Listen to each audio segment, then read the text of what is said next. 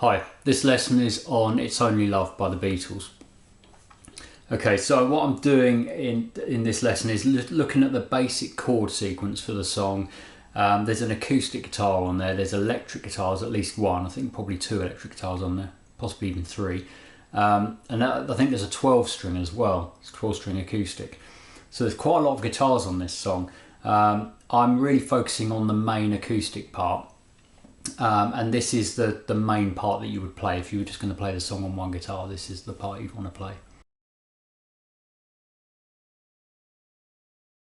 Okay, so the intro, by the way, we need capo on 5th fret for this.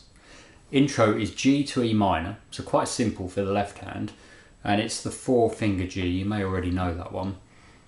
So that's played like that, and then E minor, like that. Now the rhythm on this intro part is very distinctive. Now if I just play through it first up to speed, and then I'll break it down.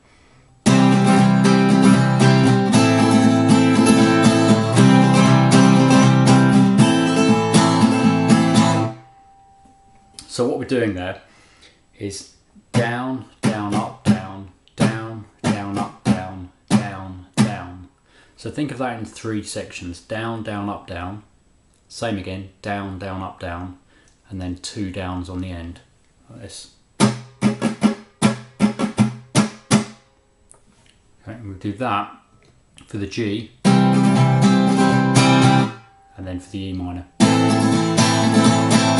And that repeats. So it's G, E minor, G, E minor. I'll just play through that, the whole intro again.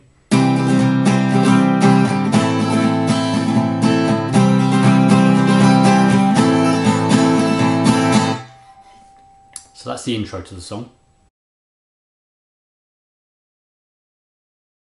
Right, now the verse, the rhythm sort of strumming part changes slightly, but first of all I'm just going to run through what the chords are. So we have the G, same G that we just played, the 4-finger G. B minor, which needs to be a bar chord.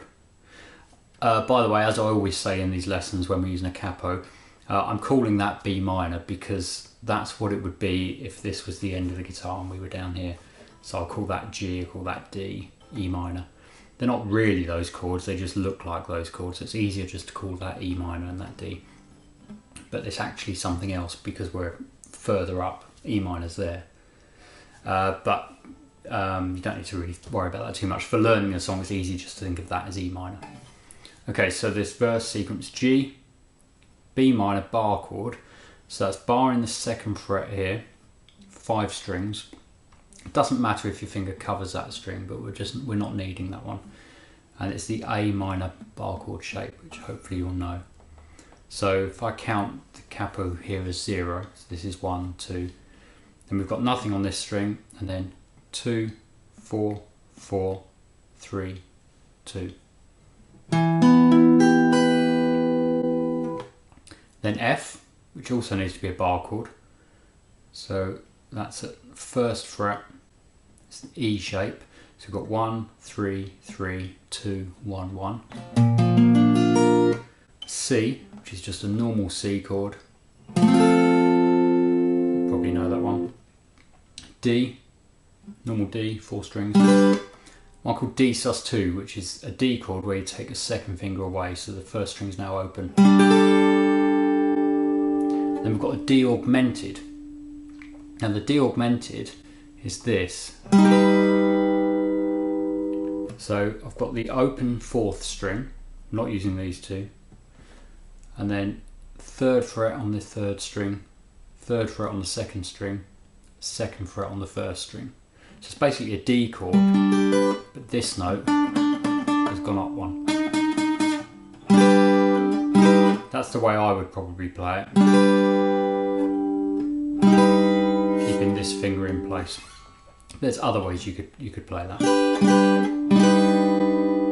So that's D augmented. And that's all of the chords that we need for the verse.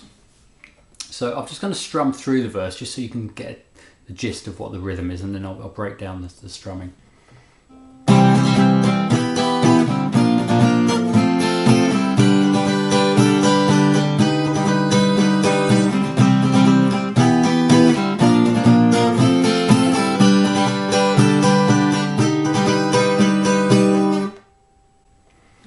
Okay, so that's the sequence for the verse.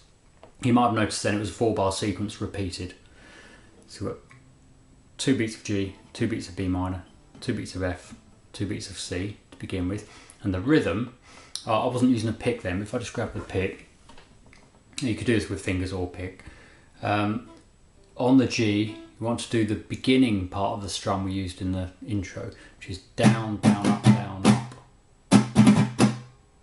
It's quite fast. And then we go to the B minor and it's a simpler down, up, down, up. So it's... And then the same rhythm for the F to C. So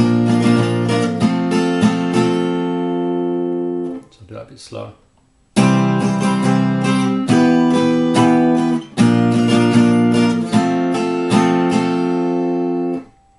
Then we go to a D chord, very specific rhythm here as well. It's down, down, up, down, up. So that's do the D sus2, so this finger comes away as a downstroke. Put your finger back on to D, up, down, up. So it's kind of the same rhythm we were doing for the other bars, but you're changing chord at an odd point. And then go to the D augmented, same kind of rhythm again, but just staying on one chord.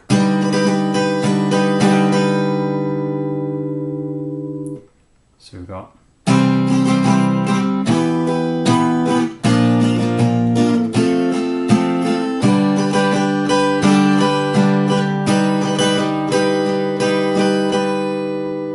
that's repeated, all of that, exactly the same. So that's the verse. Something else I want to quickly mention, just about the D augmented chord in the verses. At least a couple of times in the song, when you hear that D augmented, as I mentioned, there's several guitars playing, and I think because one of them's a 12 string, this note here, on a 12 string, the sound you would hear if you played that would be the note you're hearing now, and also this one, an octave up. So occasionally you just hear that note, or I can hear that note in the song on that chord. So it's a bit like someone's going. It could be that they're doing that, but I don't think they are. I think it's probably just a 12 string note coming through. If you were really particular and you wanted to get that sound, then that's how you would do it. On the D augmented chord, so come from the D. D augmented. Add your little finger there, which is the actual 11th fret. Okay, it's 1, 2, 3, 4, 5, 6 along from the capo.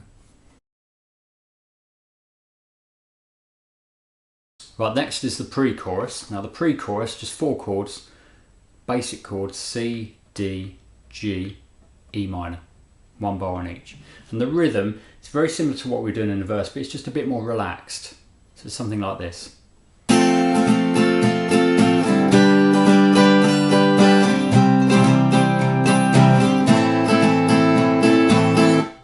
If you want to break down what that is, it's something like this. Down, up, down, up, down, up, down, up. So it's down, up, down, up, down, up, down, up.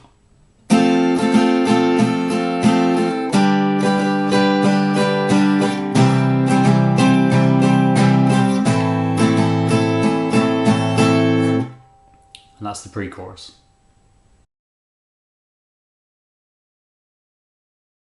Then we have the chorus. Now the chorus is simple chord sequence, a bar of each chord, F, D, G, E minor, F, D, C, D. I would probably use a bar chord for the F still, though you could do a half bar, but I think the bar chord sounds a bit fuller. And the rhythm's the same as the pre-chorus. So I'll just play through the whole chorus quite slowly.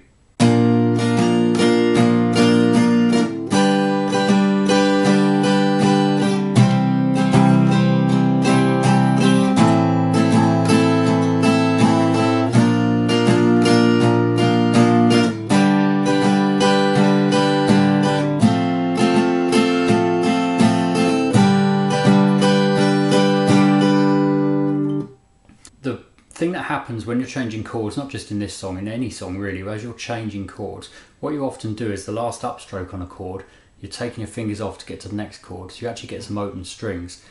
It's very hard to pin that down to certain places in a song where someone does that, because it's not an intentional thing that they're doing. But I would certainly do that on that chorus. I'd be lifting my fingers off just before the second chord when I'm playing it up to speed. So you get something like F to D would be like, to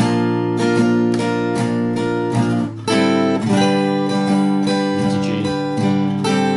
So you're getting some open strings on that last upstroke.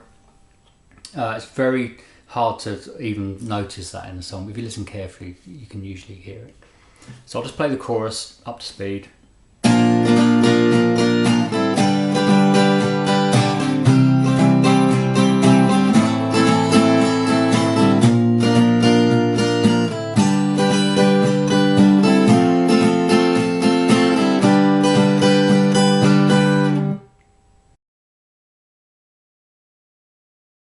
So the next thing that happens in the song is there's a repeat of the verse and the pre-chorus, exactly the same as before. Right, and then we've got the second chorus. It's quite a short song, so this is the last part of the song. Now the second chorus is the same as the first chorus. Bar of F, bar of D, bar of G, bar of E minor, bar of F, bar of D, bar of C, bar of D, just like before. But then we repeat a little section on the end, and the repeated part is C, D, G, E minor, G, E minor, G, E minor, G. That's how the song ends. These are all bars, single bars on a chord. Right, there's one little difference as well though. When you repeat the C at the beginning of that end section, if you add little finger onto this note here, 3rd fret, it just gives you more the sound of the song. Could be to do with a 12 string again, but I think it probably is in this case. I think it's probably the person playing the acoustic part, probably John Lennon, adding his little finger on at that point. So instead of C to D like this, you get this.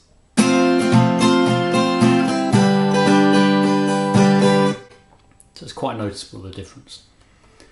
So just to go over that again, the chorus is F, D, G, E minor, F, D, C, D, plus C with the extra finger added, D, G, E minor, G, E minor, G, E minor, G, and the last G is just a single.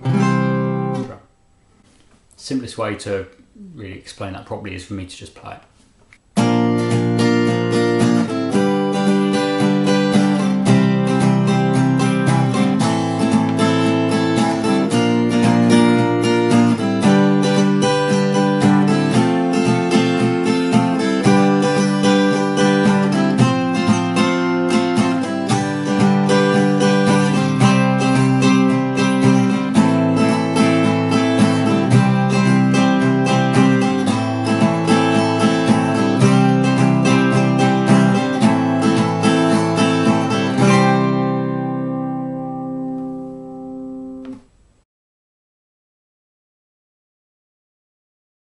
So that's it, that's the whole song.